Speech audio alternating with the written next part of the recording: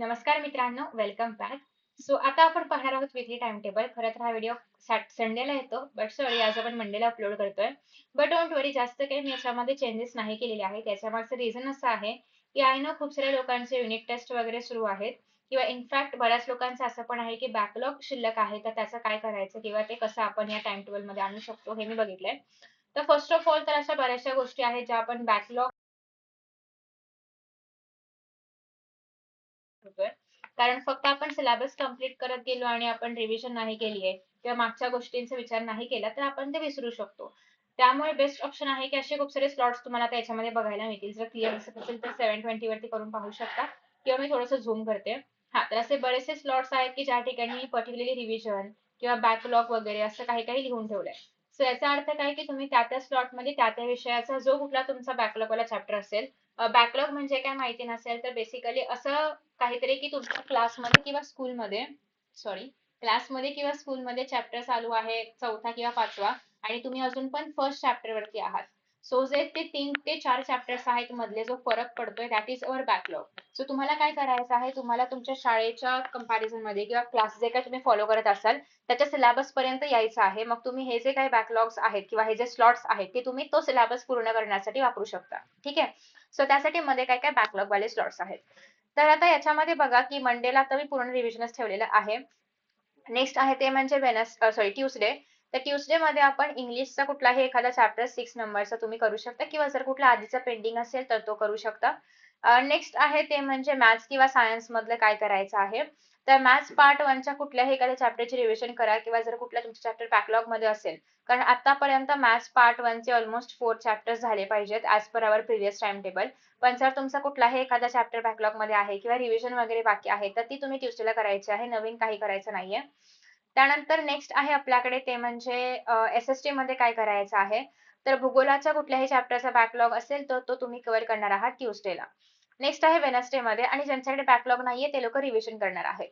Next आहे Wednesday मध्ये हिंदी किंवा संस्कृत जे काही तुमच्याकडे असेल त्याचा चॅप्टर नंबर 6 करायचा आहे तुम्हाला आणि वेनसडेला. त्यानंतर आहे मॅथ्स मध्ये पार्ट 2. मॅथ्स पार्ट 2 मधला जो थर्ड चॅप्टर आहे सर्कल तो खूप मोठा आहे.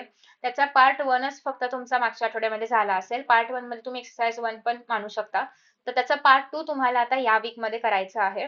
आणि मग एसएसटी मध्ये कुठलाही एखादा बॅकलॉगचा सब्जेक्ट असेल तो घेऊ शकता किंवा इतिहास भूगोलापैकी काही शिल्लक असेल तुमचं अजून पण तर ते तुम्ही इथे कंटिन्यू करू शकता. So it's up to you की तुम्हाला या स्लॉट मध्ये काय करायचं आहे. त्यानंतर नेक्स्ट आहे आपल्याकडे तो म्हणजे थर्सडेचा डे. तर थर्सडे मध्ये काय करायचं आहे, मराठीमध्ये कुठलाही एखादा चॅप्टर किंवा 6 चॅप्टर तुम्ही करू शकता. सायन्स आणि मॅथ्स मध्ये सायन्स पार्ट 2 चा चॅप्टर नंबर 3 जो आहे त्याचा पार्ट 2 करायला घ्या कारण हा चॅप्टर मोठा आहे. सो ऑलरेडी आपण मागच्या वीक मध्ये पार्ट 1 किंवा अर्धा चॅप्टर वगैरे बघितला असेल तो तुम्हाला आता इथून पुढे कंप्लीट करायचा आहे. आणि इतिहासामधल्या चॅप्टर्सची रिव्हिजन करायची आहे एसएसटी मध्ये, जो कुठला पेंडिंग असेल चॅप्टर तुमचा तो. नेक्स्ट आहे फ्रायडे 28 तारखेला इंग्लिश मधल्या ग्रामर किंवा रायटिंग स्किल मधला कुठलाही टॉपिक तुम्ही एखादा चूज करू शकता आणि त्याची रिव्हिजन करू शकता.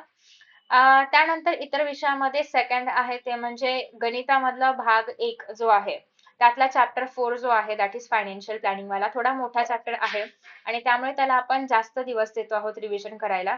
सो ऑलरेडी तुम्ही पाहिलं असेल की मागच्या वीक मध्ये पण आपण फायनान्शियल प्लॅनिंगला वेळ दिला होता, आता पण आपण देतोय बिकॉज 2 प्रॉब्लेम सेट वगैरे आहे, मोठा प्रॅक्टिस सेट आहे त्याच्यामुळे. नेक्स्ट आहे ते म्हणजे भूगोलमध्ये तुम्ही नकाशाचं रिव्हिजन करू शकता की प्लॉट कसे करायचे आहेत वेगवेगळे प्रदेश वगैरे ते करू शकता. त्याच्यानंतर सॅटर्डेला काय करायचं आहे तर हिंदी किंवा संस्कृतचा जे व्याकरणामधला भाग आहे तो करायचा आहे.